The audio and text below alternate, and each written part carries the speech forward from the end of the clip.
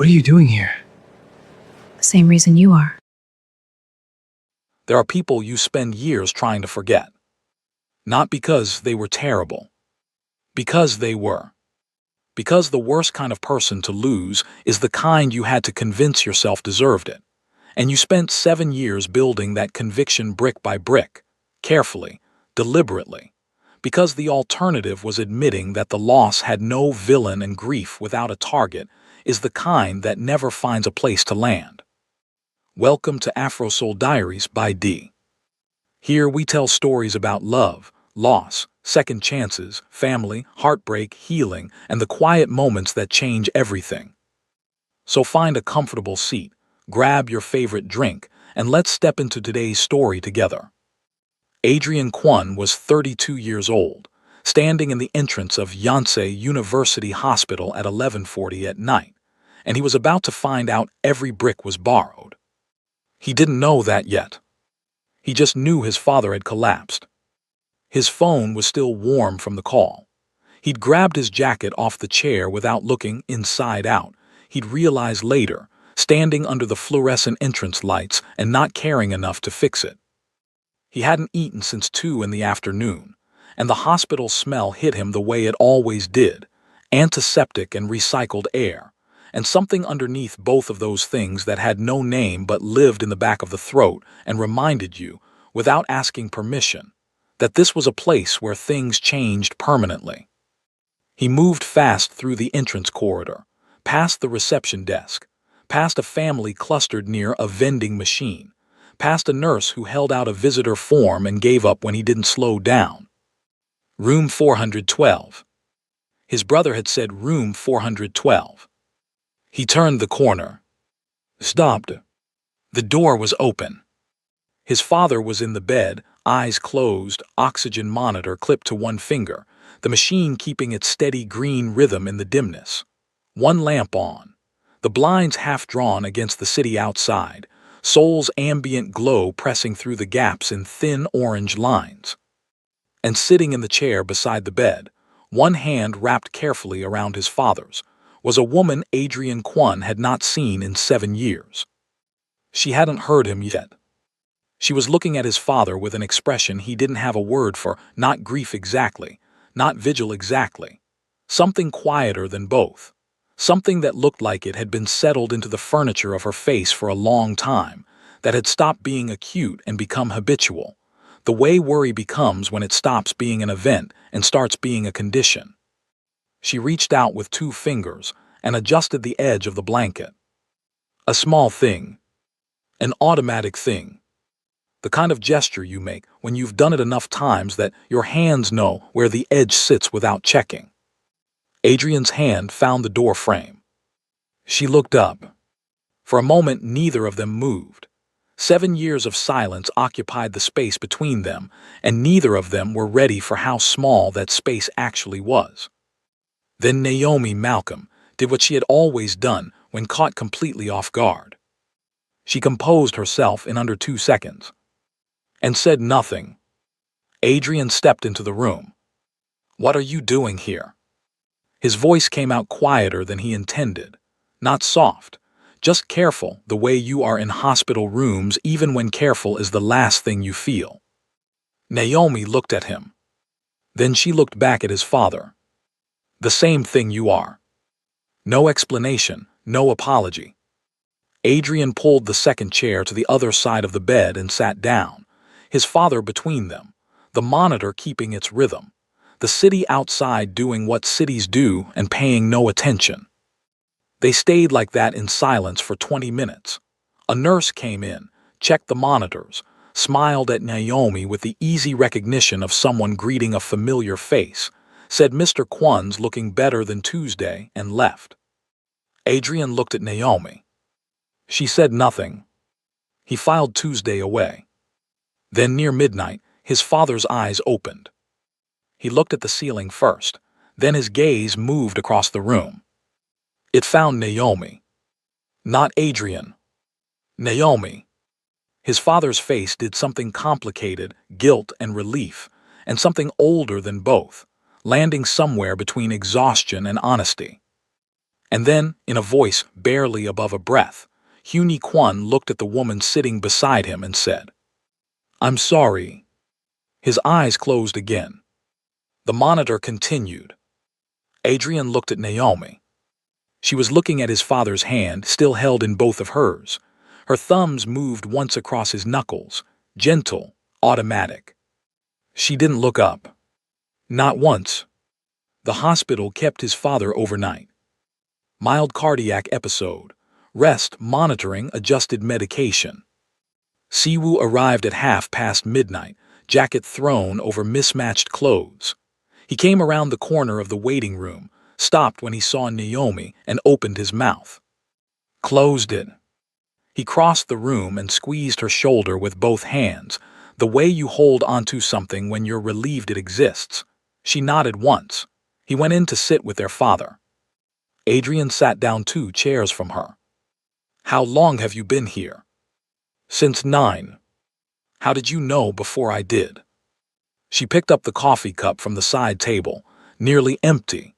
She'd been here long enough for nearly empty coffee. "I was nearby," she said. "That's not what I asked." She took a sip anyway. The small stall, the measured pause. He recognized it immediately, the micro-delay she used when deciding how much to give. 7 years and he still read it in under 4 seconds. That bothered him more than he expected. "Your father has my number," she said finally. "Why?" "Because he calls it sometimes." "How long has he been calling it?" She looked at her coffee. "A while." He watched her face while the math assembled itself. The way she kept her expression neutral with the deliberate effort of someone who had practiced keeping it neutral around this specific subject. "Years," he said. She said nothing. "You've been visiting my father for years, and neither he nor Siwoo mentioned it." "He doesn't always have people with him. Siwoo travels. You were," she stopped. "I was what?" She looked at her coffee. "Busy." A teenager slept across 2 chairs nearby. An older woman worked pale yellow knitting at a methodical pace. The needles made their small, rhythmic sound. Naomi set her empty cup down. "You should sleep. There's nothing you can do before morning." "I'm fine." "You drove here in an inside-out jacket after not eating since this afternoon." She stood, smoothed her coat. "The chair by the window reclines, not fully but enough." She picked up her bag. "I'll be back in the morning." She walked out before he finished her name. He sat with both empty cups and the word years, and the image of his father's eyes crossing an entire hospital room to find her first. "I'm sorry." To her. Not to him. He didn't sleep. She came back at 7:15. Different clothes. Gone home, slept briefly, returned. 2 coffees and a paper bag from a bakery he could smell from 10 feet away. She held one out when she saw him. He took it without a word. "How is he?" "Stable, doctor comes at 8. She exhaled, small, controlled, real. They walked into the room together. The floor nurse was at the bedside adjusting the morning tray. His father was awake, propped slightly against the pillows, still moving with the careful economy of a man who had been frightened and was being honest about it. He reached out from the mattress and touched Naomi's arm without looking. "Not the blue ones," he said quietly. "They make me sick." Naomi said, without checking the chart. "He had a reaction in March. It's in the file, but the dosage was just updated, so it may not have carried over." The nurse checked, corrected the record, thanked her. His father patted her hand once and said nothing else. Adrian stood at the foot of the bed and watched all of it with the focused attention of a man assembling a picture he didn't yet want to name. By afternoon, his father was cleared to go home. Siwoo handled the discharge paperwork. Adrian stood in the corridor and opened the hospital patient portal. Records Siwoo had forwarded 2 years ago with a message that just said, "In case you need these," which Adrian had filed without asking why. 6 visits in 4 years. He scrolled to emergency contacts. Primary Siwoo Kwon. Secondary Naomi Malcolm. He stared at that long enough for the screen to go dark. He unlocked it and looked again. Then he went further back. The university archive, the scholarship folder, the email thread from the DGN research panel, the acceptance, formal and specific, full scholarship, 2-year international placement. And below it a system notification he had never seen before. Offer confirmation window expired. Offer rescinded. A 24-hour window. He had never received that notification. He had been in Busan that weekend. He stood in the hospital corridor with the screen dark in his hand and let the shape of it assemble slowly, the way you allow something to take form when you already suspect you won't like what you're looking at. He drove his father home in silence. He sat at his kitchen table in the dark for a long time. Then he called Siwoo. After Naomi and I broke up, she went to see Appa. What do you know about that?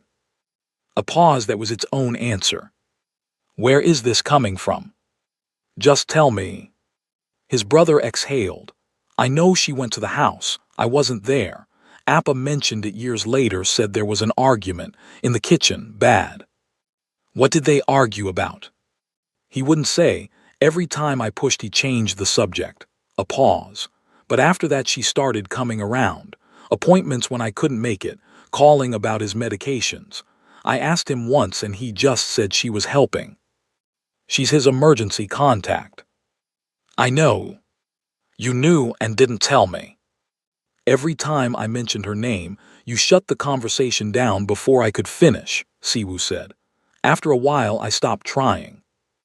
Adrian. What is she holding over him? His voice came out flat. Because that's what it looks like. She found something after the breakup. She went to him and she's been holding it ever since, and a sick old man has been carrying her name like a weight for 7 years. I don't know that, Siwoo said sharply. What I know is Appa has been guilty about something for years. Every time your name comes up, every time hers does. He goes quiet in a way he doesn't go quiet about anything else. A pause. I don't know what it means. I just know it's been there. Adrian hung up. He sat with that word. Guilty. She had gone to his father's house after the breakup, after everything, argued with him in his kitchen, and then somehow remained. Embedded herself in the man's medical care, appeared in his emergency contacts, maintained it all quietly, consistently, for 7 years without explanation. He picked up his keys. He found her at the cafe 2 blocks from her building in Siadimungu. He'd looked her up the day after the hospital and told himself it was practical. Corner table, laptop open, coffee beside it. 1 foot tucked under her, the other tapping a slow, unconscious rhythm, concentrating, looking like herself. The combination hit him somewhere behind the sternum, before he had time to prepare for it. She looked up when he walked in. Read his face in under a second. Closed the laptop. He sat across from her without asking. Put his phone on the table, screen up, the scholarship thread visible with the system notification at the bottom. Offer confirmation window expired. Offer rescinded. She looked at it. She didn't reach for it. A 24-hour confirmation window, he said. I never received the notification. I was in Busan that weekend. You knew that. I told you before I left. His voice was level. The way you keep something level when what's underneath has been pressurized for years. And after the breakup, you went straight to my father's house, argued with him in his kitchen, and then spent the next 7 years in his medical records and his emergency contacts. He leaned forward slightly. Tell me I'm reading this wrong. Adrian, tell me there's a version of this where you're not holding something over a sick man who's too guilty to say what it is. It's not. Then say what it is. His voice cracked on the last word, just slightly. He didn't try to hide it. I have spent 7 years wondering if I imagined us, if any of it was real to you. She held his gaze. A long moment. Then, barely above a breath, pulled out of somewhere she'd been keeping it sealed. Every second. He went still. She looked at him steadily, and then she picked up her bag and she said, Believe whatever story makes it easier to hate me, Adrian. Her voice was steady and exhausted and devastatingly composed. You've spent 7 years building it anyway. She walked out. He sat at the corner table with his phone dark and the coffee cold, and the particular devastation of a man who has just had two things confirmed at once: that she felt every second of it, and that she still won't give him anything to hold on to. He didn't feel relief. He felt the floor move. He drove to his father's house. His hands took the route before he decided on it. The lights were on. His father opened the door before he could knock. He'd heard the car. He was moving carefully, one hand briefly finding the door frame. The hospital had taken something visible out of him and returned him looking smaller than Adrian's memory held. Tell me what happened between you and Naomi. His father's face did the thing, guilt and relief, and the specific expression of a man who has been standing in front of a door for a very long time, and it has finally opened. Come inside, Adrian. You apologized to her in that room.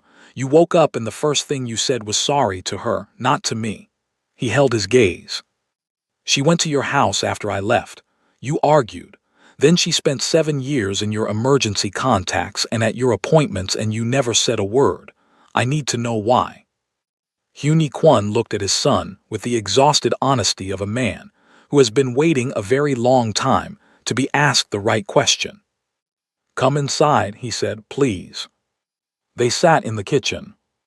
His father put the kettle on, got down 2 cups, found the tea, everything slow and deliberate, the ritual of a man preparing himself for something he could no longer delay. He sat down. He looked at his cup for a long moment. The scholarship, Adrian said. His father didn't look up. Did you let the confirmation window expire? The kitchen was very quiet. A long moment. Apple. Yes, barely audible. Adrian absorbed that, held it rather than reacting before he had the whole shape of it. Why? His father's hands moved around the cup. The doctors had given us 4 months, maybe 5. We hadn't told you. We kept saying soon, we'll tell him soon, but your mother kept asking for more time. She didn't want you to look at her differently. She wanted to still just be your mother for a little longer, not your mother who was dying.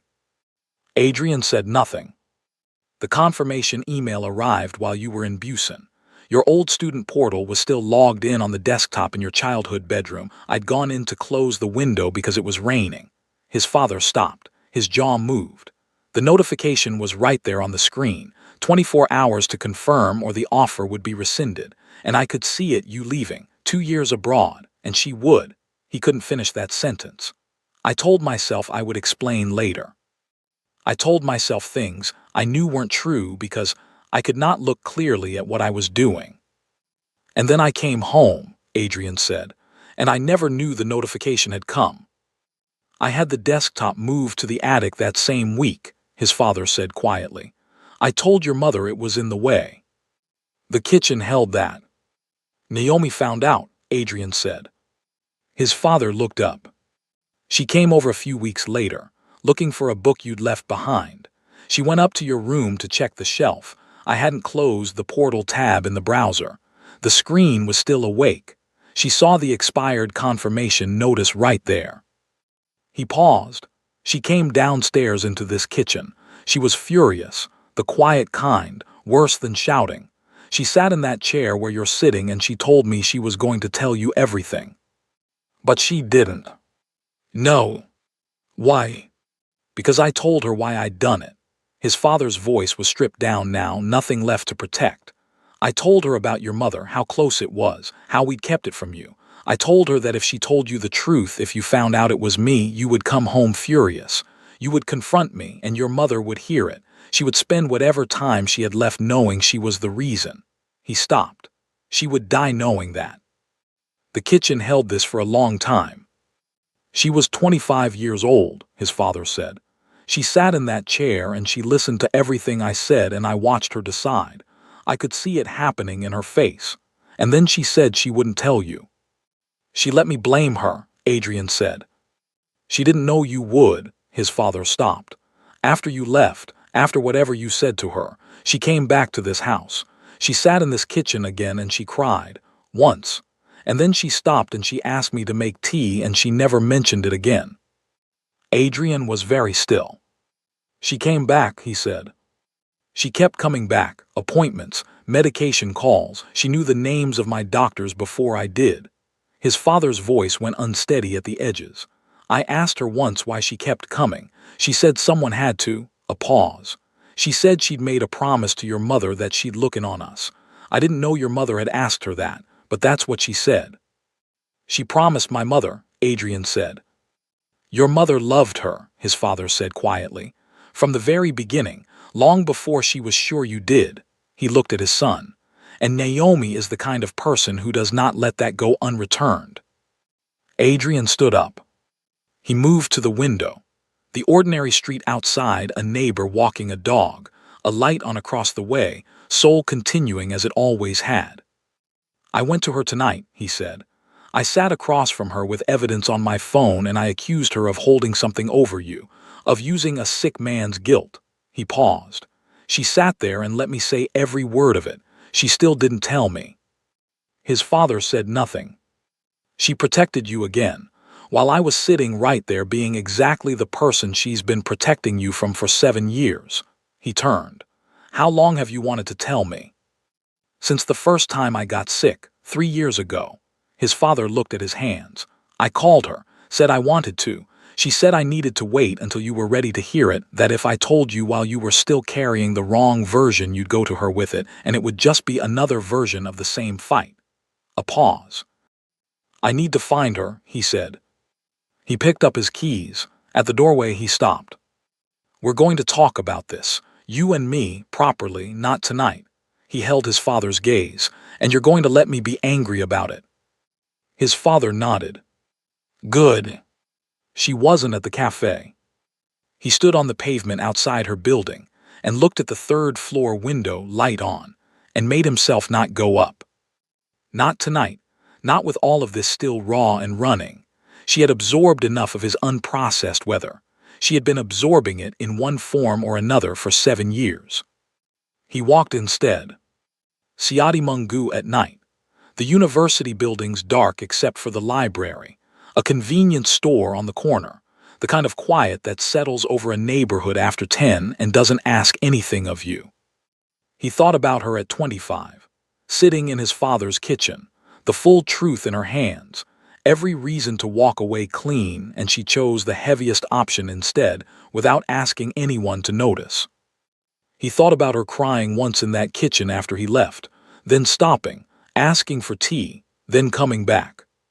He thought about every second, the way she'd said it, like a door opening and closing in the same breath, like something being given and immediately protected again. He walked until the city had worked some of it through him.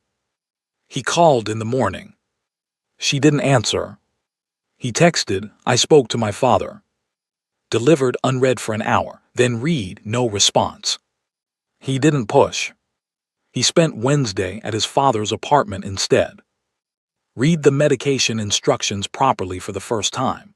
Took over the kitchen, managed the sodium, called the clinic with questions he should have been asking for 3 years. His father moved carefully around him, slower than his pride preferred, and watched Adrian with an expression that had something new in it, tentative, real, not yet sure of itself. On Wednesday evening, they sat at the kitchen table in a silence that was different from every silence they'd sat in before. Not fixed, but no longer pretending. She won't pick up, Adrian said. No. Can you blame her? Not for a moment. She asked you not to tell me, even now. She said you needed to hear it from me, his father said. She said if it came from her, it would just be another thing she'd done for you that you couldn't fully receive. He turned his cup in his hands. She said she'd waited 7 years. A little longer wouldn't break anything. Adrian looked at his tea. She had said that about the waiting as if it were simply the condition she'd agreed to.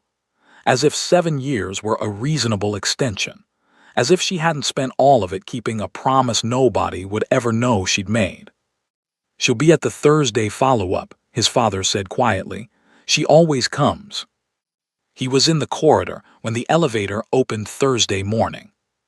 She stepped out and saw him, and the composure assembled itself. Fast, practiced, every line of her presenting the front she had spent years building. She walked toward the cardiology ward without breaking stride. He fell into step beside her. She didn't tell him to leave. They walked the corridor in silence, past the nurse's station, past the family waiting area, past a window looking out onto the small courtyard where late-season chrysanthemums, yellow and rust and dark orange, held their ground against the cold without announcement. At the waiting room entrance she stopped. "I'm not here to make a speech," he said. She looked at him. "I'm here because my father has an appointment and I should have been coming to these for 3 years and I was." He held her gaze. That's it. She read him the way she had always read him, carefully, checking whether what she was being told matched what was underneath it. Whatever she found, she didn't argue with. She walked into the waiting room and sat down. He sat 2 chairs away. His father arrived 10 minutes later, moving with the careful, reduced energy of a man recovering honestly, no performance of wellness, just the genuine reassembly of someone who had been frightened and was being realistic about it. He looked at both of them, said nothing, sat down with the restraint of a man who understood that some rooms needed to breathe. The appointment ran 40 minutes, clean enough results, adjusted medication, instructions his father received with a dignified nod that communicated clearly he'd already decided which portions were negotiable. Outside the ward, Naomi held out the bakery bag she'd had over her arm since she arrived. His father took it with both hands and looked inside with the gravity of a man, assessing something that mattered. "Walnut and red bean." Her voice was careful, composed but thinner at the edges the way ice thins when a season changes, still holding but showing the effort. "I know you prefer walnut." "I'll have both," his father said, and something in his face was so simply and genuinely pleased about it that it broke through everything else in the corridor for a moment. He moved toward the exit slowly. At the door he looked back once at both of them and went through. Adrian looked at Naomi. She was pulling her coat on, efficient, already prepared to leave before anyone could ask her to stay. "The garden," he said. She looked at him. "Walk with me." A long pause. She weighed it the way she weighed everything, measuring whether she could afford it. Then she followed him. The hospital garden was small and unhurried, stone benches worn smooth, raised planters with chrysanthemums doing their late-season work without asking to be noticed, a path that looped twice if you walked slowly. They walked slowly. He let the silence run. "Then, I was in Busan that weekend." She kept walking. "I know you know that. I know you knew it 7 years ago, and I know you knew it the first time I accused you, and I know you knew it when I sat across from you in that cafe." He looked at the path. "And I know you let me say all of it." She said nothing. "My father told me everything, the confirmation window, the desktop in the attic, what you said when you came to the house, what you said when you came back after." He paused. Her footsteps didn't change, but something in the set of her shoulders did. "You had the full truth and every reason to use it, and you decided to carry it instead. And then I handed you the accusation on top of it, and you carried that too." He stopped walking. "And 3 days ago, I sat across from you in that cafe and gave you another impossible choice, and you made the same decision again, to protect him, while I was right there being exactly the person you've been protecting him from." She stopped a half step behind him. He turned. Her jaw was set, composure present and working hard, the way it worked when something was pushing against it from the inside with genuine force. "Don't," she said. "I'm not finished." "Adrian." "Why didn't you move on?" he said. "After properly, why didn't you just—" "I did." "No." Silence. "I learned how to live around it," she said quietly. He let that sit. Then it wasn't sainthood. Her voice came back steadier but thinner. "I was furious at him. There were 100 times I almost called you, almost told you everything." She looked at him directly. "I didn't do it for him. I did it for her, because she was kind to me from the beginning and she was dying and I wasn't going to be the reason her son spent those months knowing what his father had done. Her voice dropped. And I wasn't going to be the reason she died knowing she was why. Naomi looked down at her hands. And after she was gone, too much time had already passed. Every year made the next one harder. He said nothing. Let it sit. So don't make it into something I deserve to be thanked for, she said, and her voice was unsteady now at the very edges. I made a choice. It cost what it cost. That's all it was. That's not all it was, he said. She looked away. Because she was already crying. Not loudly. The quiet kind, the kind that arrives when something has been held so carefully for so long that, when it finally moves, it doesn't know how to be loud about it. He didn't step back. He didn't fill the silence with more words. He stood in the garden the way she had stood at bedsides and in waiting rooms, and in his father's kitchen, steady. Present without asking to be seen for it. After a while she said, to the middle distance, I don't deserve another chance. No, he said. She looked at him sharply. No. You deserve about 1,000. I can't give you back 7 years. He held out his hand. So let's start with one. She looked at his hand for a long moment. The chrysanthemums held their ground. The cold air moved through the garden without drama. She reached out, found his hand. He closed his fingers around hers and neither of them spoke. They stood there with all the years between them, all the cost of them, all the impossible choices made in kitchens and cafes and hospital rooms, sitting quietly alongside them now. Not gone. Not erased. But finally, for the first time in 7 years, shared. That was enough.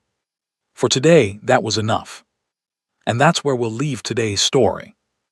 If this story touched your heart, made you smile, or left you thinking long after the final scene, don't forget to like, subscribe, and turn on notifications so you never miss a new story.